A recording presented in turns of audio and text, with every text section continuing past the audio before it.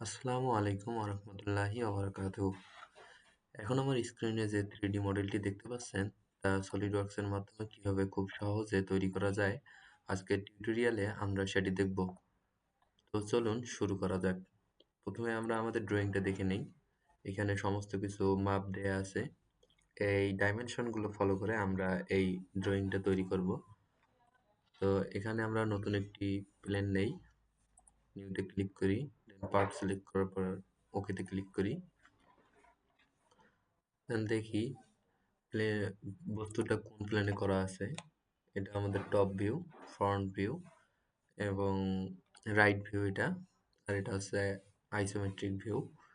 আমরা একটা front plane নেই, দেন আমরা এখানে সার্কেল আঁকি। একটা সার্কেল নিলাম, দেন সার্কেলটার ডায়া দেখি কত আছে।